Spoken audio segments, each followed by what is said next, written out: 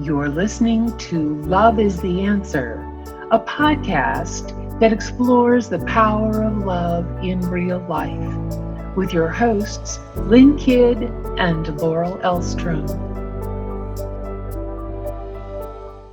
Welcome to Love is the Answer, where we explore the power of love. I'm Laurel Elstrom with my co-host Lynn, and today we're going to be talking about freedom with our guest, Mark Stroud. And hey, it's Lynn. Today we'd like to encourage you to help us spread the love. Written reviews are a powerful way of making sure that others discover the resources that you find helpful. Support this podcast by writing a review wherever you get your podcast. Please also consider writing reviews on Amazon.com for Laurel's book, Love on the Mountain, and also the combined volume of A Course of Love. Thanks so much for your support. All right. So I'm so thrilled today to get to bring on our guest, Mark Stroud. I first met Mark in 2012, and we were just talking about how it seems lifetimes ago, not just 8 years. But it was Mark, if anybody's read my book, who was the first guy to lead me to A Course of Love. So he's been really pivotal in my own journey. And I like to say we're in love with the same woman, which is his wife. I think we probably love her in a different way, but but we're both crazy about her. She's easily lovable, that's for She sure. certainly is. So when I met Mark, I went to an event in his home called Waking Up to the Movies, and he was showing movies and giving spiritual reflections on them. It was really fun for people, which, by the way, you can still watch those at onewhowakes.org. That's ONE. And Mark has also studied A Course in Miracles and Way of Mastery. And at one point, he was actually doing some teaching himself, but now he focuses more on living and responding to life from a place of freedom, wherever that leads and whatever that is. So welcome, Mark. We are happy to pick your mind today. Well, thank you very much. It's a joy to be here. So Lynn and Laurel, it's fun to be here, and I'm glad you guys invited me. Thank you. Great. Well, it's an honor to have you, Mark, even though you're joining us from a beautiful campground in North Carolina, but that just makes it all perfect. So Anyway, we'll begin by asking you the first question that we ask all of our guests. What is love to you? Freedom. Full stop. Mm-hmm. You know what's funny? That's the same answer your wife had when we interviewed her. No surprise there. It's pretty fascinating that you're doing this real life experience it's kind of an experiment that's focusing on freedom.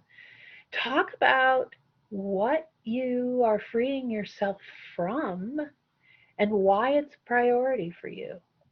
Anything that limits is a great opportunity to pursue freedom. The journey for me was when I began to have an inner communion with a voice that I later learned to be that of the Christ or Jesus or Yeshua, whatever you want to call it. And I said, "What is love?" And he said, "Freedom." And that was it. No more, no exaggerations, no nothing. And in an instant, I knew that I knew nothing about love. And everything that I thought I knew about love had absolutely nothing to do with freedom. It was really the contrary to that. It was really about obligation, responsibility, commitment, you name it, anything but freedom. For me, my journey took a very important change at that point because I no longer sought to be more loving, because what the hell does that mean? You know, and what loving means to you, Laurel, and to you, Lynn, and to anyone else, it's all over the board. But freedom is just that. It's freedom. Every time I would touch any of his pathways, whenever the word love was there, I would hear freedom. So rather than trying to love people, which of course comes with oh God, please love me back for self's sake. And love me back in the way I want you to, not the way you might choose to express it. But when I began to free others, there's no expectation, there's no demand placed on them, there's no expectation, there's no nothing except they're free. And it's not like I was freeing them. I was freeing myself from this crazy idea of love. In the recognition that God created all beings free, I was free. They were free. There's only freedom. I mean, I love that thing, we're created in God's image. I don't think anyone would suggest that God is not free. If so, I would really like to hear their expression about how God is limited. So we're created in that image. And if you want to call it presence or pure consciousness or pure mind or whatever, freedom is the very fundamental nature. It's not a tangible thing. It's just a way of being. But freedom is all there is. It's the only thing that's happened in existence. We just overlay it with all kinds of crazy stuff that we've made up. And in the process, we bind ourselves, we limit ourselves, we create all kinds of idols or behavioral things that we're supposed to do, we should do, we ought to do. And some of the worst ones are the ones you pick up when you start to get all spiritual. Some of the shoulds, musts, and ought tos about what love is or what love isn't or what love would do or what love wouldn't do. And we beat the crap out of ourselves with those things. But freedom liberates you from that. And that's what we're all seeking, is liberation from limitations, from limits, from judgment, from guilt, from shame, from whatever anyone. And at first it feels like, oh my God, this is going to be absolute chaos. If everyone's free, if everything is free, it's going to be chaos for sure. And in my own relationship with Cindy, when this really landed with me, there was a bit of chaos because all of a sudden it was not the relationship that it had been, which was based on anything but freedom. But boy, once Cindy got a taste of what freedom really is, then she would have nothing less. And in order to have nothing less, she had to offer nothing less. So I just heard you equate when you said the creator is unlimited. Do you think of freedom and unlimited as the same thing? Are they kind of synonyms? Oh, you bet. Okay. I mean, using our clunky words in their totally inadequate definitions, yes. Okay. So when you say you're after freedom, you're after an awareness that you're not limited. Would that be accurate? You bet. Okay. That my being, my spirit, my soul, whatever you want to call it, literally knows no limits save those which I choose and apply to my own. I do it to myself. That's pretty freeing right there. Yeah. I kind of hear sort of like the movement beyond the conditioning and the programming that we've all been brought up in society. Yeah, to me, that's a movement beyond like what it should look like, as you were saying, or this idealized version of how it has to be. I wanted to move on to the next question here. It's sort of a nice flow into the next one. I know you're living now in a Airstream travel trailer. My question is, what would you say energetically, what's going on inside of you right now, within you, that's outwardly shows up as living in an Airstream travel trailer? Because since, everything is a reflection, the outward is a reflection of something going on within us. Cindy and I like to call it being home free. And you're absolutely right. We didn't decide to do living full-time in an Airstream as though that would get us freedom. It happened naturally as an extension of the freedom that we had within. So we're free from identity with place. We're free from identity with what's familiar. We're free to be in discovery of the unknown as we travel. We don't need those things are not part of our consciousness anymore in the way that they were part of our identities before Cindy and I both woke up.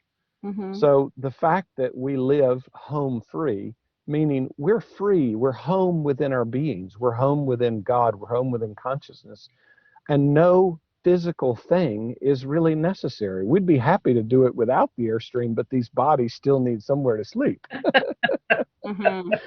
So somewhere to protect from the elements. That kind of freedom to move where we feel moved and not be dependent on anyone else, on anything else, is this natural flow of spirit within us. And try as we may, if we try and make plans, like 95% of the time, they never work out.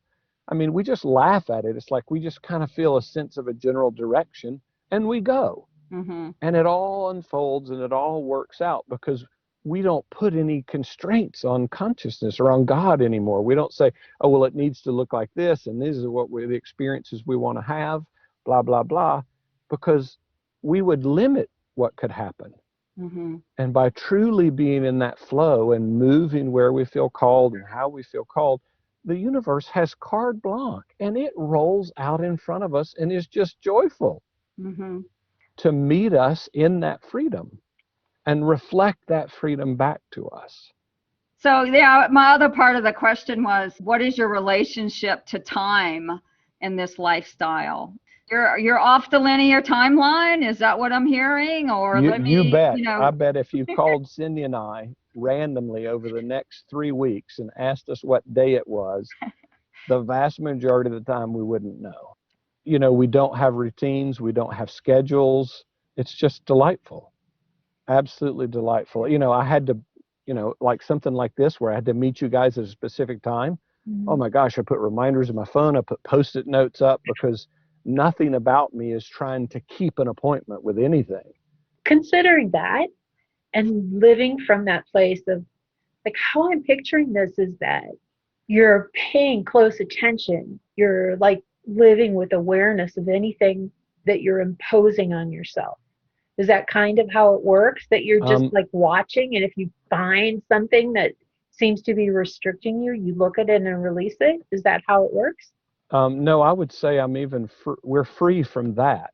We Oh, don't have to pay attention because there's nothing but our attention here and now anyway. got it. To pay attention would suggest that there's something we think it's important that we pay attention to.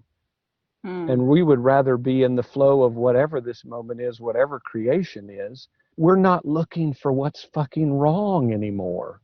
We're not looking for what's wrong within us, what's bad about something.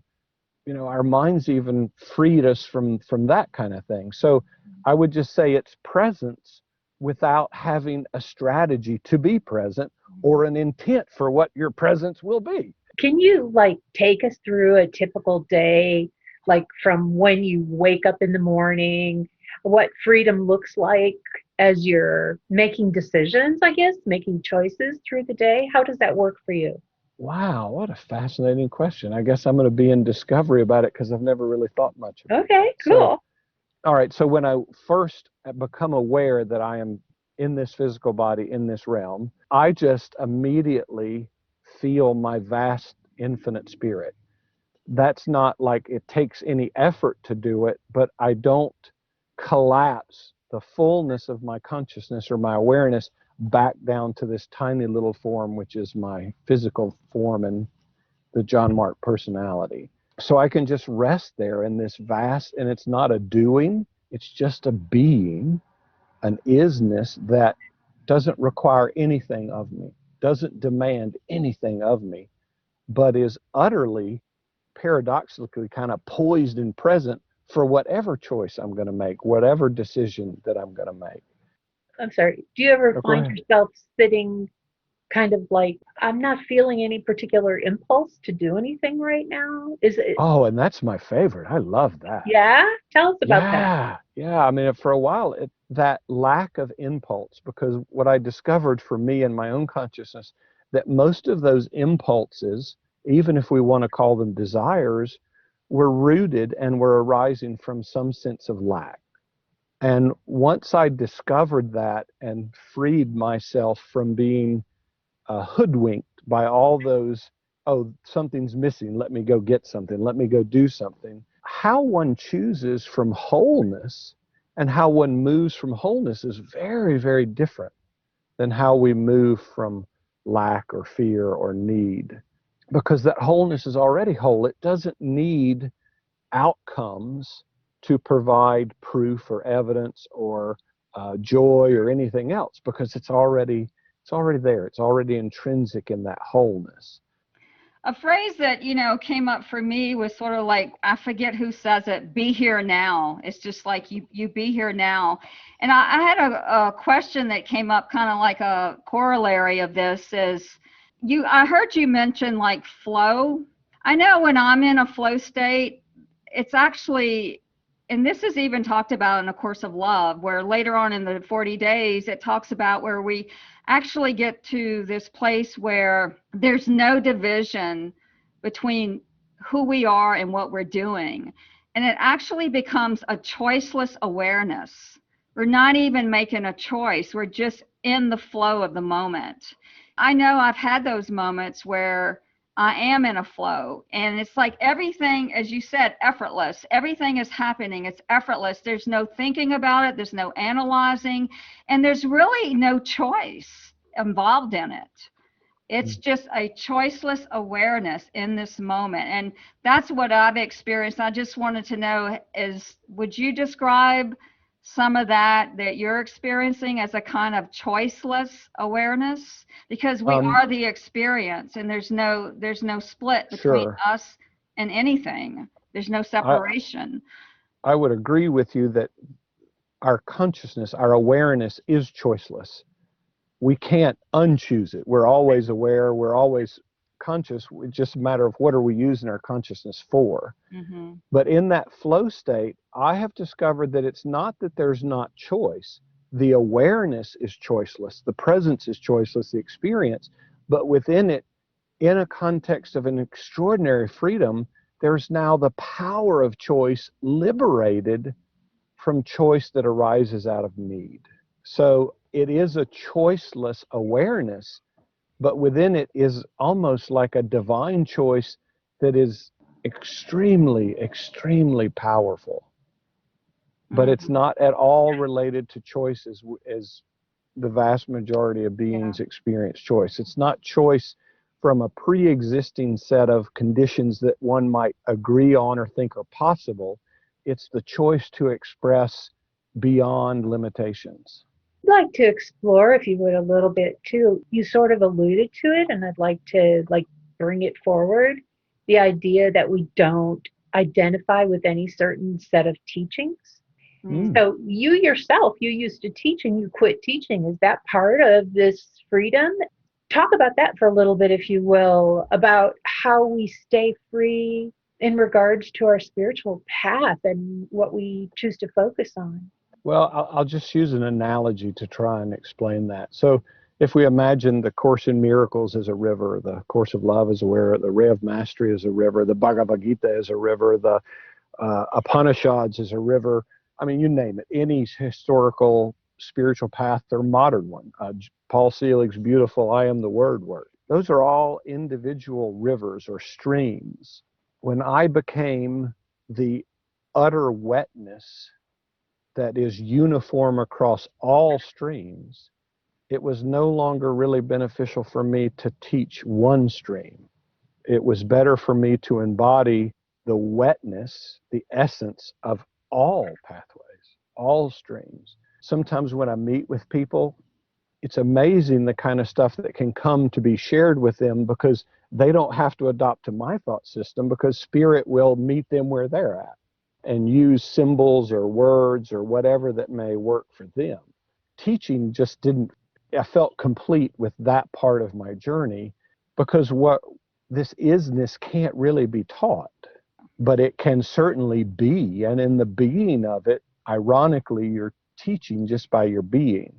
And that can be extraordinarily more powerful for someone to be in the presence of presence, rather than, if you'll agree to this thought system, then we can communicate in a way that I think would be helpful for you.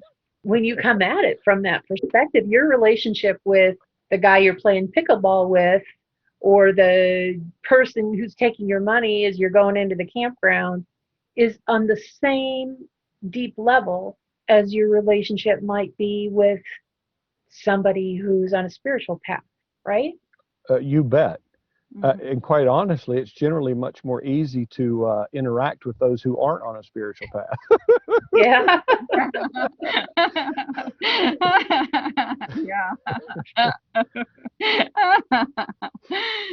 Yeah, it's just that's the simplicity of it all. Yeah, it's like chop wood, carry water. That's the beautiful simplicity of it. Yeah, Yeah. yeah. Live free, play pickleball would be mine. Yeah. And here's our question of the week. It's usually a question that one of our listeners writes in. I have a live-in partner who yells all the time. It feels verbally abusive. This has been going on for several years. I have small children at home and I have nowhere else to go. How is love the answer to seeing my inner truth in what is feeling like a hopeless external situation? Mine's pretty simple. Go ahead. You're free to leave. Well, the questioner is saying, I have small children and I have nowhere else to go. Did you want to maybe elaborate a little bit on that? You're free to leave and be in discoveries that you cannot even realize until you do. Because until we make choices and decisions, the universe does not open doors for us. I mean, we play this game of I need the door to be open first. That's got cause and effect ass backwards. But we're never trapped. We always have choice, and and the universe will always meet us. We may not get what we think we want, but we're always going to get what's going to be our highest and best. That's my simple thing, is love is not tolerance of abuse. And in a lot of spirituality, especially in A Course in Miracles with Holy Relationship, people have totally misunderstood those teachings, left themselves in very difficult, hard situations. And maybe their lesson is how to say, yeah, thank you, no, I'll see you later. I'd like to add another perspective on this, prefacing it by saying that John Mark, when you said you have the freedom to go, I went, yeah, right? Like I totally got that. I totally agreed with that. But at the same time, I know people like you were referring to, Lynn, that they don't have the strength or the courage or the clarity or whatever it is that they need to actually go. They don't feel strong enough. So I was looking at the question from that point of view as a way to work if she decides, or he, to stay.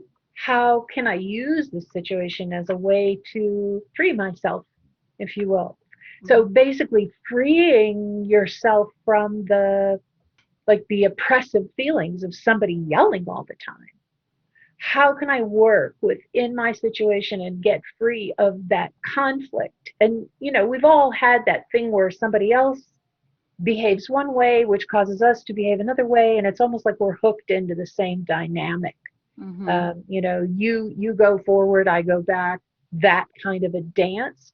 So the question that I was looking at is how could she stay in that situation and get out of the dance? Two things came to mind. I've been having a lot of fun lately living as if the world that I see is my dream and comes from me, and owning everything that's happening in my dream as if it were a manifestation of what's going on inside. In which case, if she were to do that in this situation, she could do some self-inquiry, like what part of me is yelling all the time at me? What part of me feels like they're not being heard, that they have to yell? And use that as a way to get to know the self better. And also, just if that's the case, what would it be like if she really listened when the person yelled? If she sat down and really was like, I hear what you're saying. I see this, and reflected it back. And then, of course, the other thing that came to mind was loving kindness meditation, which can do incredible things in situations where, the first step is you picture someone you really love in a chair and you say, may you be happy, may you be peaceful, may you feel heard. Then you picture someone neutral in the chair, and then you picture the person who's giving you a problem, and you just extend that energetic. May you be happy. May you be peaceful. May you know that you're heard and you're honored. And it can switch the energy in situations without having to address it directly, because basically changes you, and then it's reflected back. That's the answer I'll throw in the ring. Those are wonderful suggestions. Thank you, Laurel. Yeah. And I really like you can be free if you choose. I like that too. So Well, it looks like that's all the time that we have for today. We really want to thank our guest, John Mark Stroud, for so many things. And know that you can watch those movies and his commentaries and other things at onewhowakes.org. And that's ONE, whowakes.org. Was there anything else you wanted to say about before you go, John Mark? Yeah, I'd like to just give the simplest of practices. There is no sin. There's not anything we should do or shouldn't do. For instance, many beings in spirituality will perceive a judgment within themselves and immediately beat the shit out of themselves for the judgment. But unless you free yourself to judge, you'll never render judgment a simple choice. Okay, you're going to have to explain that because I didn't even get that. We've all heard judgment is bad. You're not supposed to judge. You're judging So judgment. if you see it within you, you're then bad. You've done something wrong, blah, blah, blah, blah, blah. But just understand that if you free yourself to judge or not judge, now it's just a simple choice. It's not a spiritual mandate that you will use to harm yourself. You have rendered it simply a choice. And if you can do that with all the shoulds and all the musts and all the have-tos, I mean, the fact of the matter is, I remain eternally free to judge. And because I am free to judge, I'm also free not to. And now I can choose freely.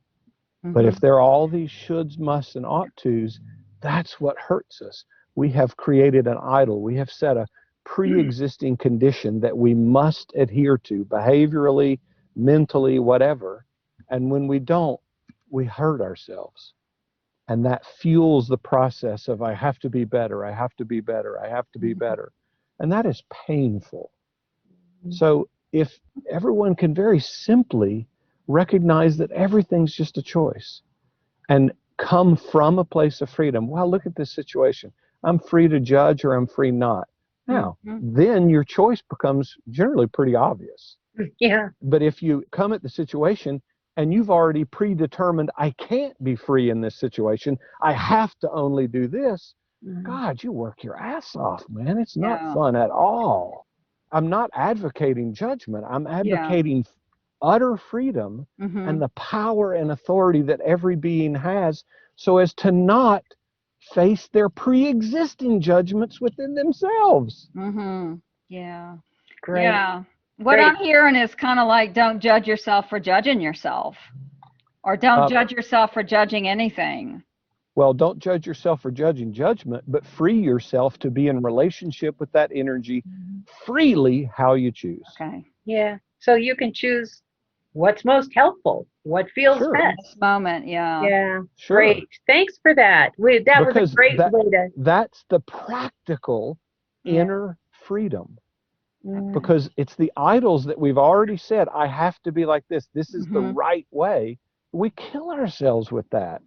I'm just trying to help everyone come at everything from a place of freedom. I'm free to smoke or not. I'm free to stay or I'm free to leave. Because then you're all of a sudden, you've not disempowered yourself. You have now empowered yourself. And in that power and in that freedom of authority to choose, which is sovereignly every being's throughout eternity, then you're free. You make the choice. And back to your point, Lynn, this is let your yay be yay and your nay be nay and move on. It wasn't just let your yay be yay with the things that I say yay is the right thing, and let your nay be nay with what the Bible says is the no thing. You see what I mean? And what freedom is that? Yeah. And we bind ourselves up and we limit ourselves in extraordinary ways. And it's just a very simple practice done in the authority and sovereignty of one's own inner being to free themselves and be in their authority. And once they taste this, they will not let it go. For instance, I would never say that I should not be able to choose fear, because to do so would limit me. And by extension, I would limit everybody else. I remain eternally free to choose fear. I don't choose it anymore. But I thank God I can. So it's kind of like letting go of all structures. You bet. And that's Thanks the so much. spacious self. Yeah. Appreciate that. That was a great ending. Yeah, So really. thanks again, Was. John Mark. And be sure to listen next time when our guest will be Rania Banks. We'll be talking about righteous anger, which should be interesting. Wow. Yeah. Uh, Well, free yourself to have righteous anger. There Go, you there you Rhonda. go. Woohoo! Anger is liberating. It's freedom. I know. Well, it is a Okay. powerful energy that is Yeah. perfectly appropriate in Yeah, in many exactly. situations. And it's all contained within love anyway, so we don't have to, yeah, worry about we're being shot off in the universe separate from God and love. But anyway, yeah, we would love to feature your question as our question of the week. So please submit your questions by emailing us at loveistheanswer4you, that's number 4, at gmail.com. That's loveistheanswer4you, that's number 4 at gmail.com. Thanks so much, John Mark, for joining us today. Thanks to all our listeners out there for listening. And we really do love you, and we'll see you next time. Happy Cool. Hey, freedom. Happy freedom. thank you both for your sharing in this way and creating a context in which others can love. And to all beings, I celebrate all you ever have been, whatever you choose now, and whatever you may become. You're free, you are free, you are free. Amen. Amen. Bye.